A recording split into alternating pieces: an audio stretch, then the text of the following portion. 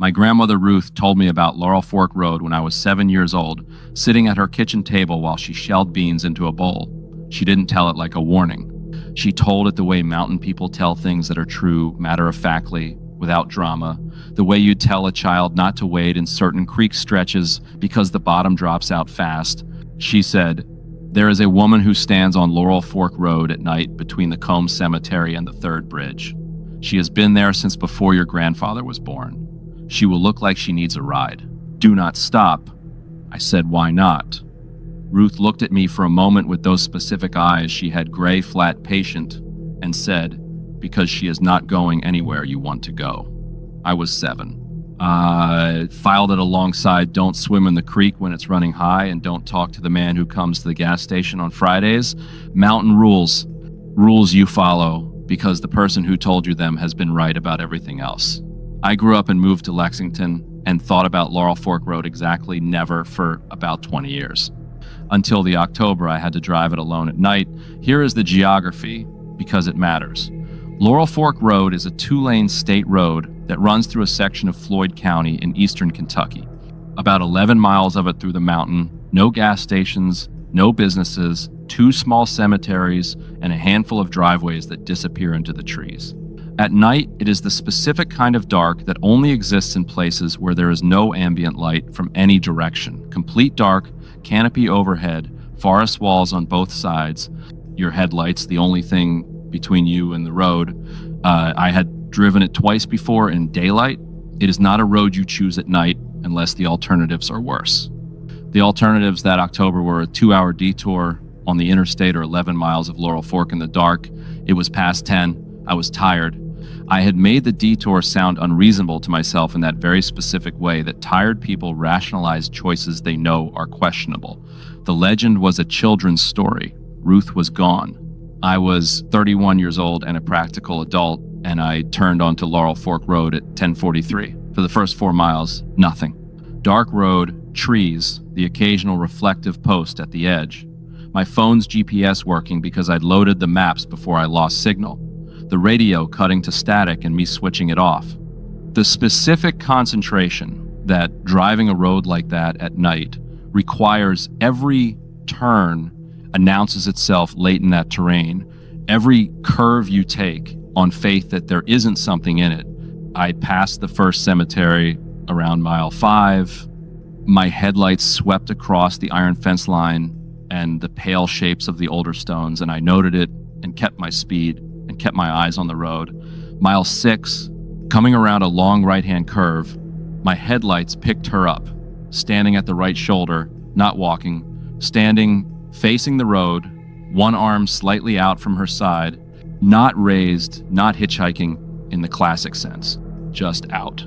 Enough. A posture that communicated, I am here, I need something. My foot went to the brake before my brain had processed what I was seeing, which is what happens. The body responds to a person on the road before the mind catches up. I was down to maybe 15 miles an hour when I actually looked at her in the headlights. She was older, I would have said 60s, maybe older, hard to say, dressed in a way that I registered as off before I could name why not modern. Not costume off, not obviously historical, just dressed in a way that felt like it belonged to a different decade. In a way I couldn't have pointed to specifically dark dress or coat, her hair loose, her face. I saw her face clearly for a moment as I drew even with her, because she turned toward the car as I slowed, and she looked at me with an expression I have thought about an enormous number of times since. Expectant. That is the only word. Not desperate, not pleading, waiting. The expression of someone who has been waiting for something long enough that the waiting has become its own state. And what she was waiting for was a car to slow down, and I had slowed down. The expression of someone whose long wait was concluding, I hit the gas. I want to be honest about this. The decision happened below thought. Ruth's voice in my kitchen in 1998, she is not going anywhere you want to go, arrived in my chest before I had consciously connected what I was seeing to the story. My right foot pressed the accelerator and the car moved forward, and I was past her and I was watching the rear view mirror. She was still standing there, not reaching after the car, not following, standing, watching me go. The same expectant quality visible even from a distance and from behind. I kept my eyes on the road ahead and checked the mirror every 10 seconds, and she got smaller and then was gone around the curve, and I put the distance between us as fast as that road would allow. Here is the thing that happened next that I have not told most people, because it is the part that doesn't fit the shape of the story you expect. The part I've been circling for the whole time I've been telling this. Around mile 8, 2 miles past where I'd seen her, I came around a curve and she was standing there again, not running. There is no way she ran 2 miles of Appalachian back road in the time it took me to drive it. Same shoulder, same posture, same arm, slightly out, same face turning toward the headlights as I came into range, looking at me with the same expression, like she had simply arrived at the next point. Like space between the first place and the second place had not been a factor. I did not slow down this time.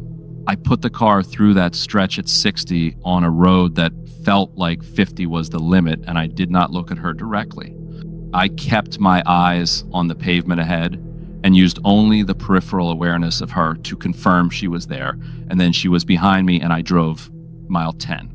Coming toward the third bridge, Ruth had named between the Combs Cemetery and the third bridge. That was the line. That was the territory. The third bridge was less than a mile ahead. She was standing at the near end of the bridge, facing me, both arms at her sides now. Not out, not the hitchhiking posture anymore. Just standing in the center of the lane with the bridge rail behind her and the dark drop of the creek below, and nowhere to go except through her or around her, facing into my headlights, waiting.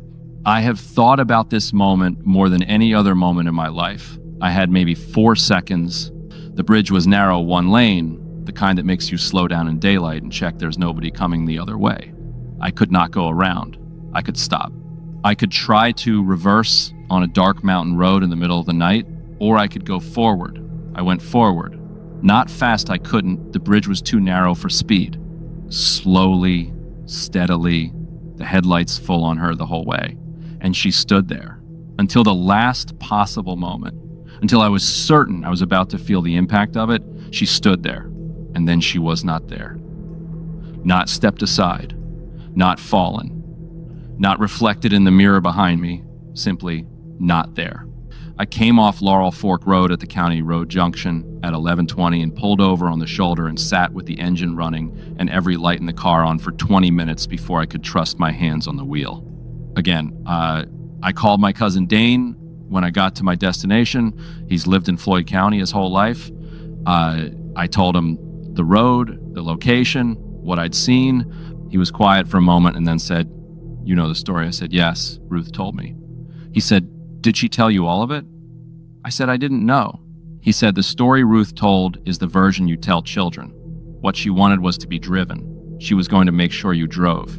He stopped. Then he's from Combs, the cemetery there. She's been on that road since before the road was the road. I asked what the full story was, what she actually was. He said, "Depends on who you ask and when their family got here." Another pause. "The people who've been here the longest say she used to be a person, that she went somewhere on that road a long time ago and couldn't finish getting there. Now she's still going." I thought about the expression on her face. Expectant.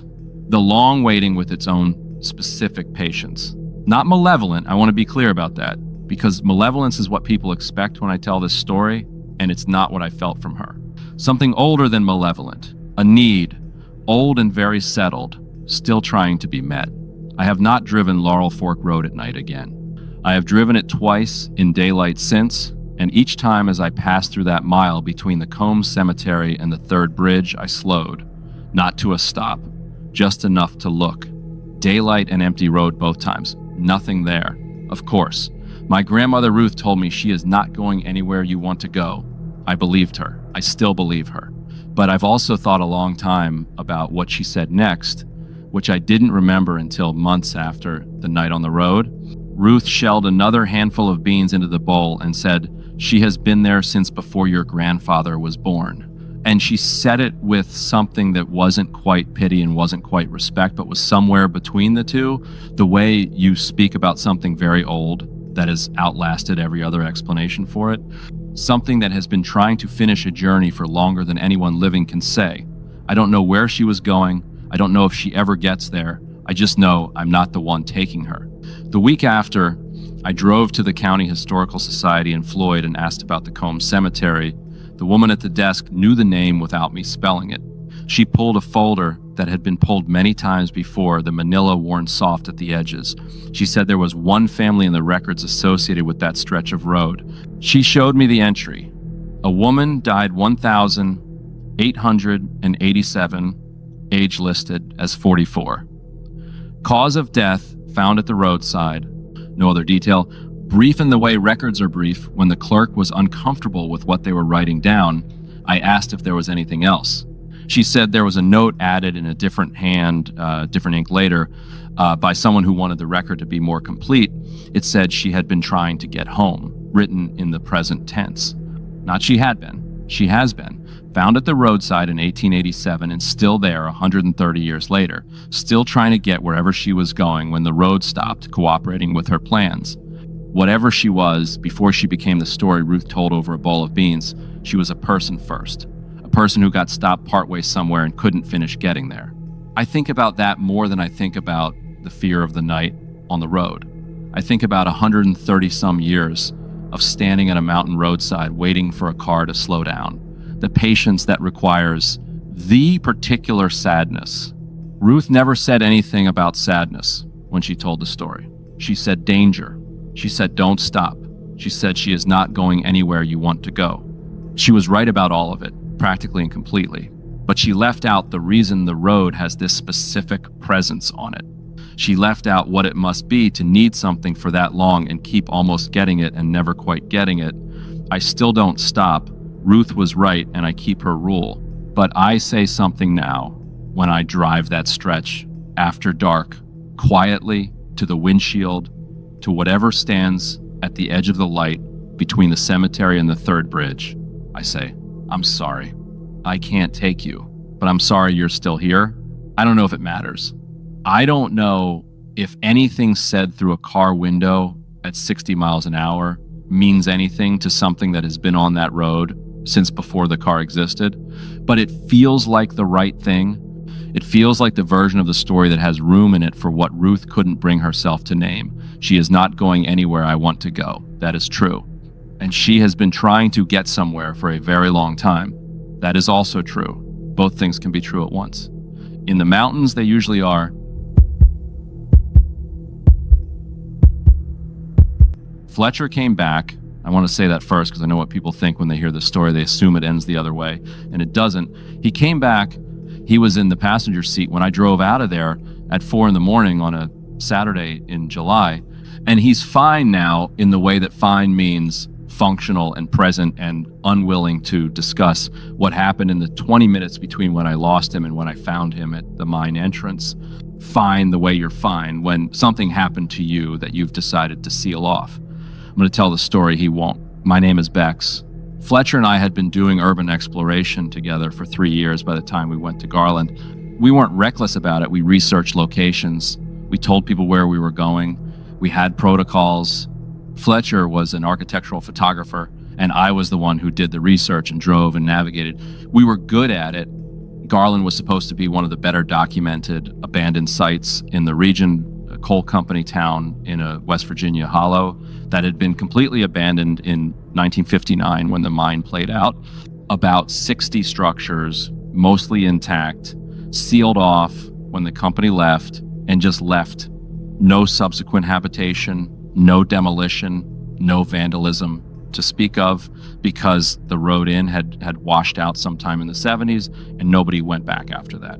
Accessible only on foot 4 miles from the nearest paved road. We'd found reference to it in 3 separate Urbex forums, all with photographs, all with the same note: worth the hike, significant site, go in a group.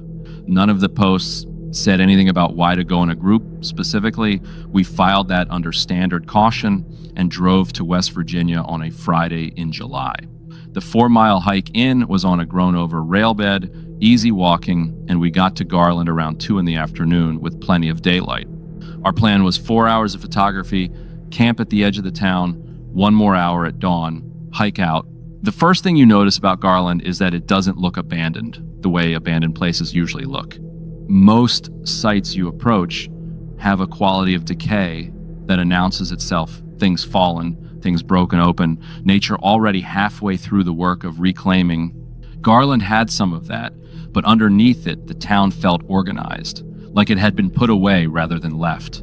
The company houses in their rows, windows broken, but the frames intact.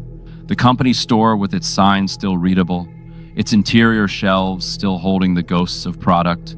The church at the top of the main street, pews still in their rows. 60 years of abandonment and the bones of the place still holding the shape of intention. Fletcher said, walking the main street for the first time, this place was cared for. I said nobody had been here in decades. He said before that, whatever happened here, whoever ran it, they took care of this place. He meant it architecturally, as a photographer, looking at the quality of the construction, the consistency of the design. I nodded and didn't think about the framing of it, whatever happened here, until later. We spent the first 2 hours doing exactly what we'd come for.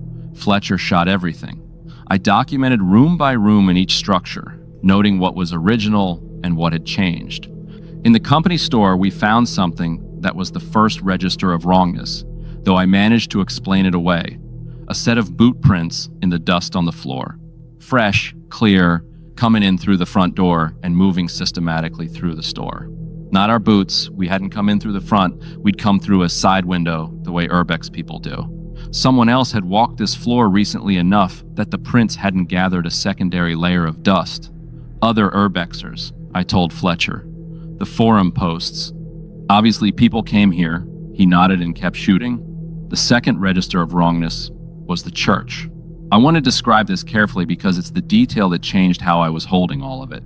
In the church, on the floor, in front of the pulpit, among the accumulated debris of 60 years, leaves and plaster and animal matter, and the general detritus of a space open to weather, there was a pile of objects, not debris, arranged.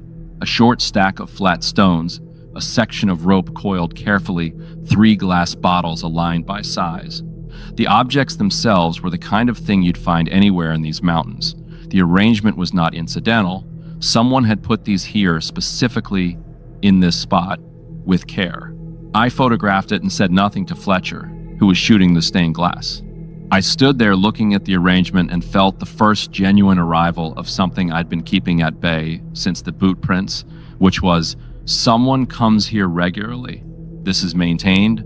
Those objects didn't arrange themselves, and they didn't get here by accident, and the boot prints in the company store were not a coincidence. Someone or someone's used this town, used it actively and with intention. We made camp at the edge of town, at the spot I'd identified on satellite images as outside the main grid of structures. 8 went over Fletcher's shots, watched the hollow go from dusk to full dark. The mountains on all sides meant darkness came early and completely. No ambient light anywhere. The town was about 100 yards away, and when the dark came down, you couldn't see it at all. I woke at 2 in the morning and Fletcher's sleeping bag was empty. I sat up and called his name in a low voice and got no answer. I put my boots on and turned on my headlamp and called again, louder, nothing. The hollow was silent in the specific way of mountain places at 2 in the morning, not empty silent, that layered quiet that has things in it if you listen carefully enough, but no Fletcher. I did what you do. I moved toward the town. I told myself he'd gone to use the bathroom and walked further than intended, and I said his name every 30 seconds or so, and I moved through the dark between the camp and the town's edge. The headlamp made a cone of light about 15 feet in any direction, and outside it was the total dark of a West Virginia hollow with no moon. I found the mine entrance by almost falling into the approach cut. The mine was at the far end of the main street, up a short slope. I'd noted it in the afternoon as the original reason for the town's existence, a drift mine entry.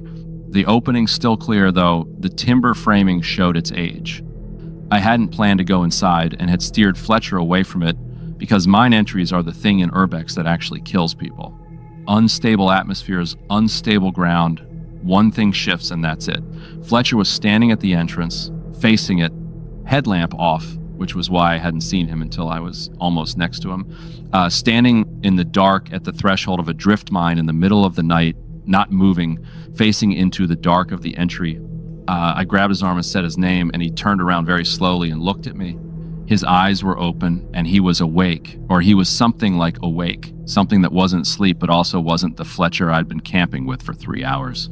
There was a quality to his face that I can only describe as tuned to something else, like a radio between stations. I said, "We're going, right now. Get your stuff." His stuff was back at camp.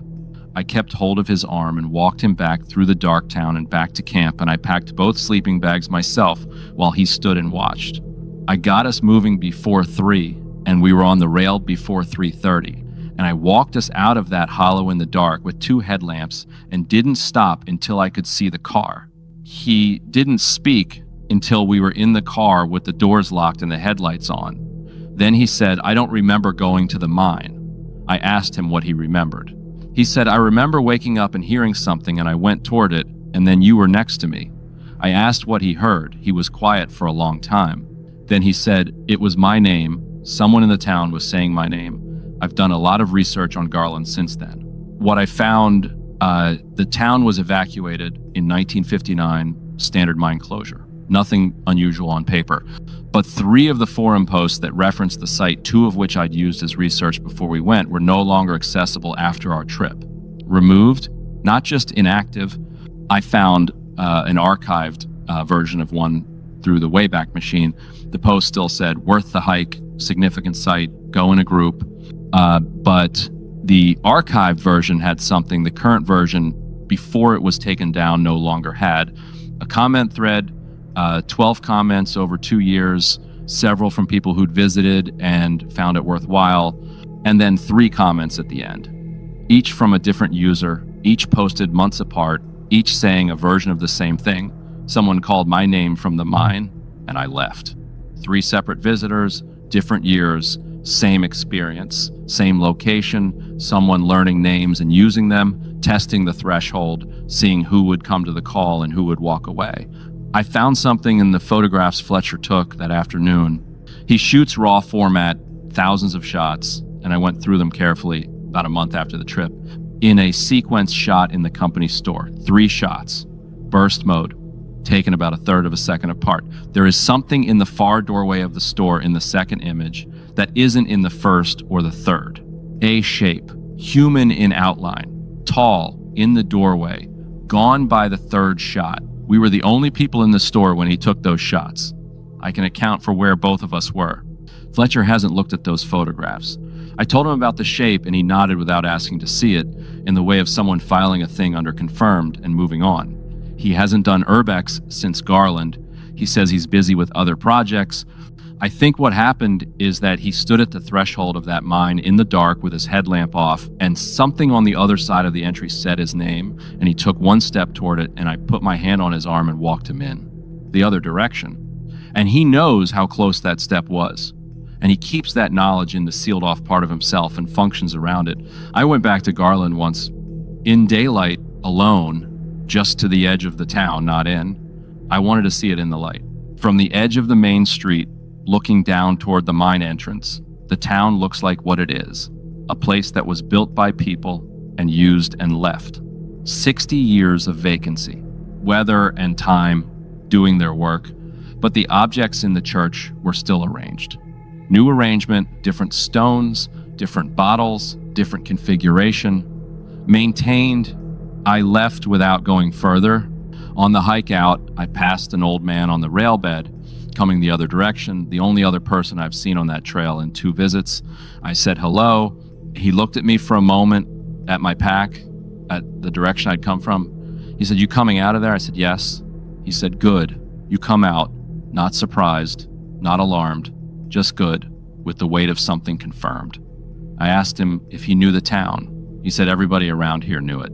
He said it had always been like that, even before the mine closed, even when people lived there. He said the mine doesn't go where they thought it went. He adjusted the strap of his own pack and stepped around me on the trail. I turned around to ask him what he meant. The rail was empty in both directions for as far as I could see. I don't know what's in that mine.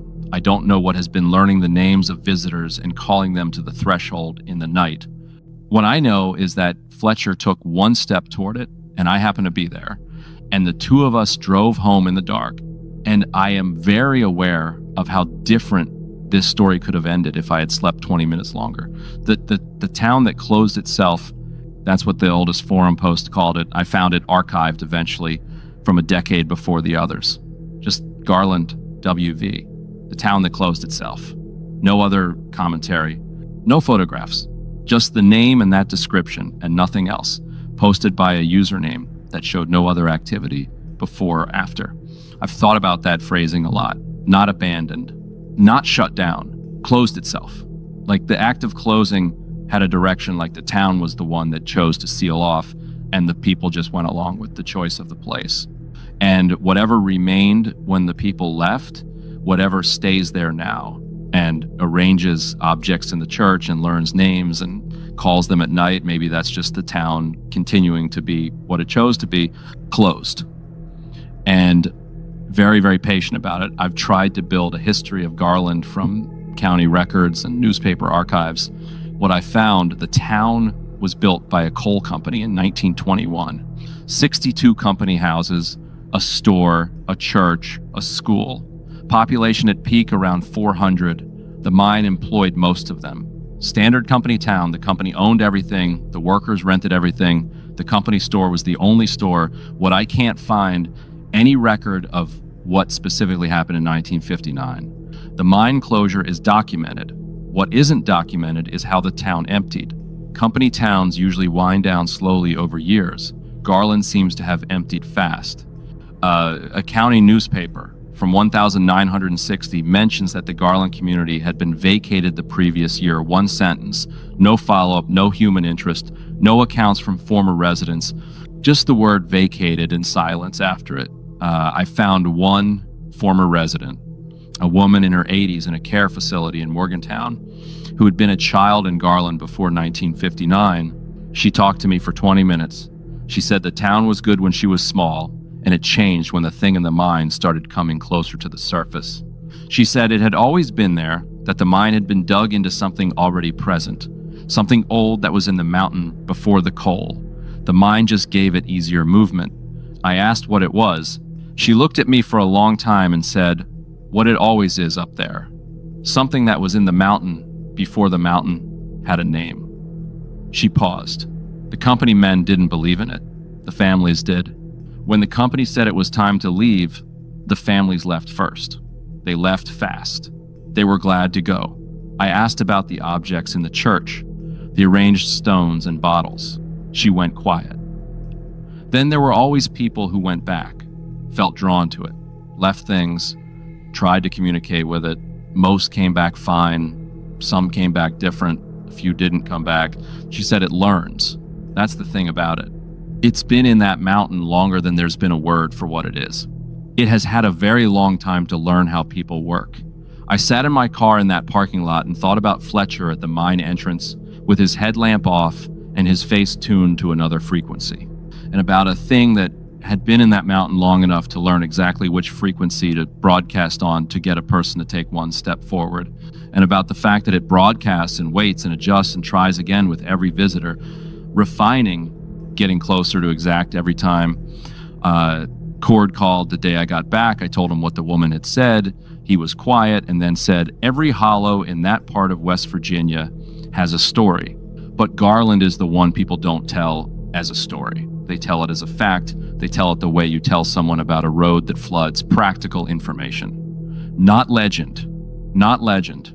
Practical information about something that has been learning how people work since before the mine was dug, and that has figured out the specific frequency of a person's name in the voice of someone they trust, called from the dark entrance of a mine at 2 a.m. That is not a legend.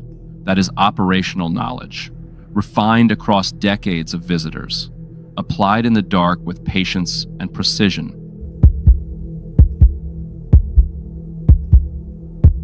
I want to be clear about who I am before I tell this, because who I am is relevant to why I approached it the way I did and why that approach was, in retrospect, exactly the wrong one. My name is Quinn. I have a graduate degree in Appalachian folklore from a university in Tennessee.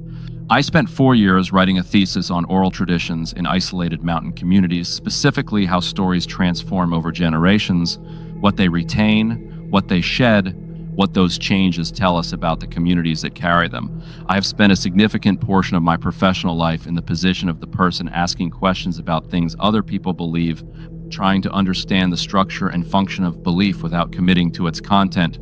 I am not someone who dismisses mountain traditions.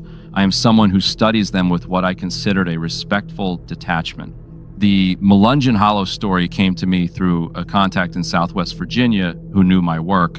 He sent me a voice message, the informal way he communicated, a habit I'd gotten used to saying he'd heard something from a woman in his county that I'd want to look into. He described it as a live version of a story he knew I'd written about in my thesis. A community that was still actively maintaining and transmitting a specific legend about a hollow in the Virginia mountains, a hollow they had a name for and rules about, and which their oldest members described not as folklore but as current warning.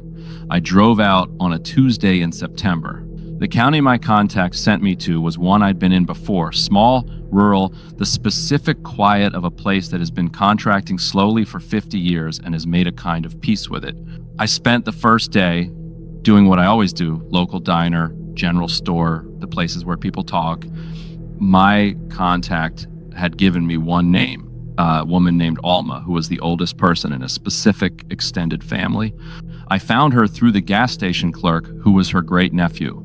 Alma was 88 years old and had the specific quality of very old mountain women who have outlasted every reason for pretense. She talked to me for 2 hours at her kitchen table. What she told me about the hollow, I'm going to give you in summary, because the details she used, specific family names, specific incidents going back 5 generations, are her family's business and not mine to distribute. But the shape of it, there was a hollow about 9 miles from town, back off a state road, up a hollow road that no longer appeared on current maps. In that hollow, going back to as far as anyone had family record, and in this part of Appalachia, family record goes back to the 1700s for the families that came early. There was a community that had been there. Alma used the word Melungeon, which is a term with a complicated history in Appalachian scholarship, an old word for a specific mixed heritage population that had been in the mountains since before most record keeping. But she didn't use it the way scholars use it. She used it the way you'd use a specific name for a specific place. The people in that hollow, her way of saying it made clear that she wasn't speaking historically. I asked her if people still lived there. She looked at her coffee cup. Then she said, "Nobody lives there." And then after a pause that I have thought about many times since, doesn't mean it's empty, she told me the rules next, which is always the most significant part of this kind of tradition. The rules are where the real information lives, because rules encode behavior, and behavior tells you what the community has actually observed. Don't go at night, don't call out in the hollow, don't take anything, don't answer if you hear your name, go in pairs, never alone, and agree before you go that you will both leave if one person says to leave. No debate. She said the last person who went alone was my cousin Levi, 1987. She said it with the specific flatness that comes from a grief that has finished being fresh and become a fact you live with. She didn't elaborate. I didn't ask. I drove out to the road she described the next morning. My contact cord was with me. I'd called him the night before and told him what Alma had said, and he'd driven 3 hours to come with me because he knew the tradition, and he said flatly that I was not going in that hollow alone. I was grateful for this, though I didn't show it. I had told myself I was going to look at the access road and assess whether it was worth a more formal research visit. I was not, I told myself, going in. We went in. The access road had been a proper road once you could see the grade, the way it had been cut deliberately along the contour of the hill. Now it was a path compressed by whatever foot traffic had used it since vehicles stopped. About a mile in, the hollow narrowed and deepened, and the old-growth trees closed over completely, and the light went from morning to late afternoon quality in about 50 feet. The air was different in that hollow. Temperature dropped.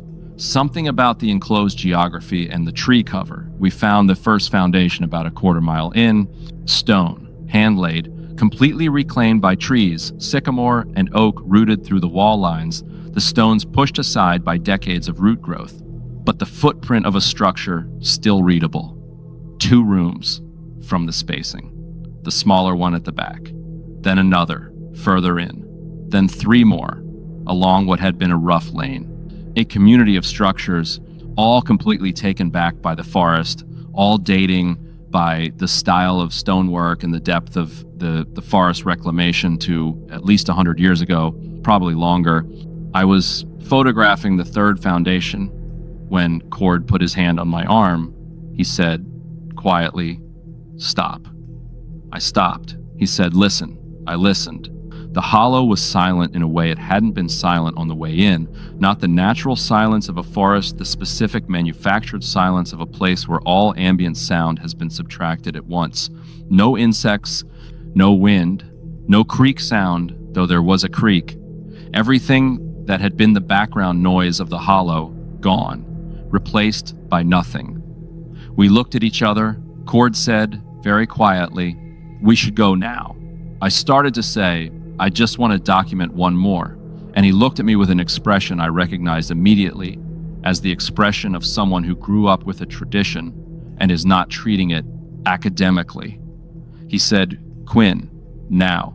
We moved, not running, walking, fast, the specific controlled speed of people who have agreed not to panic, back along the lane between the foundations, back toward where the hollow widened, back toward the access road. I heard my name when we were about 200 yards from the access road junction. From behind us, from back in the hollow, my name, said in a voice I can only describe as almost right, the way a voice is almost right when it's assembled from memory rather than produced naturally. The components of a human voice saying a human name, but something in the assembly, something in the timing of the syllables that was close but not exact, like a recording played at the wrong speed, like someone who had heard the name said but hadn't heard it said by the person whose voice they were using. I did not stop. I did not answer. I kept moving, and I was on the access road, and Cord was right beside me, and we walked that mile without speaking and got in the car, and I drove to the state road and pulled over and sat there. Cord said, "You heard it, not a question." I said, "Yes." He said, "Don't go back." I said, "I knew, I said it, and I meant it, and I have kept it. I have not gone back to the hollow. I have written about the visit in my research notes with the specific clinical language that research notes require, and every time I write the words, I heard my name spoken from the hollow, I feel the gap between the language and the thing, the way academic language always fails the thing itself, the way detachment works right up until it doesn't. What I have learned from Alma and from the record and from my own visit, the hollow was inhabited until approximately 1910, when the last resident family left for reasons no document explains and no family story I have found makes entirely clear. The Melungeon community that had been there for 200 years simply stopped being there, left the structures, left the foundations, left whatever was in the hollow with them when they walked out. Alma's word, when I went back to ask her directly, they left because they were the last ones still keeping it company, and they were too few to keep it safe anymore. And they understood that leaving was safer than staying. For them and for it, they left to separate themselves from it, and the separation has mostly held, and the rules are the fence that maintains the separation. The thing that called my name has been in that hollow for longer than anyone's record reaches. It learned names the way it learned voices, from proximity to people, from generations of a community living in the same space. It has the names and voices of people who have been dead for 100 years, and newer ones. The ones who have come in since, the researchers and the curious and the people who knew the rules and went anyway and came back with something following them in their memories that they can't explain academically. I am one of those people now. I know what I heard. I know the gap between my name said by a person who knows me and my name said by whatever assembled it from the record of everyone who has walked that hollow since the community left. I know which one I heard. I am trying to write about it properly. I am trying to give it the language it deserves without the detachment that used to come easily and does not come as easily now. I have a lot of respect for Alma and for what her family has maintained and for the rules they have kept and transmitted across generations. They knew what they were keeping the fence around. They knew why the rules existed. They made the rules from observation and maintained them from understanding. I went in an academic and came out something else, not certain what yet. Someone who heard their name in a hollow and kept walking and is still thinking about the voice that said it, about the almost rightness of it, about what it would have taken for that voice to be right enough that I might have stopped. It was close. The assembly was close. A little more time in that hollow, a little more data from my voice and the way I said things, and maybe next time it would be right enough. There won't be a next time. The rules exist for exactly this reason. I keep them now, all 11 of them. I went back to see Alma 3 weeks after my visit to the hollow. I wanted to tell her what I'd experienced, and I wanted to ask her what she knew that she hadn't told me the first time. She was expecting me, which I noted. She poured the coffee before I knocked. I told her about what I'd heard. She nodded, the way she'd nodded about everything, with the specific equanimity of someone for whom this was information landing in an existing category, not creating a new one. I asked her what she hadn't told me the first time. She looked at her cup, and then she said, "What do you want to know?" I said I wanted to know what it was. Not what the legend said it was, what she understood it to be, from everything she and her family had observed. She said, "It's old. Older than us in that hollow. Older than the families that came before us. Older than the mountain having a name that anybody wrote down." She turned her cup in her hands. "It doesn't mean harm specifically. It means company. It's been alone in that hollow for a long time, and it wants company, and it doesn't always understand that the kind of company it wants isn't available to the living." She said, "The families that used to live there, they lived alongside it for a long time, long enough that it knew all of them, their voices, their names, what they called their children. When the last families left, it had all of that, all those voices and names from 200 years of people living close to it, and then everyone was gone." She said it's been calling those names ever since, trying to get the conversation started again.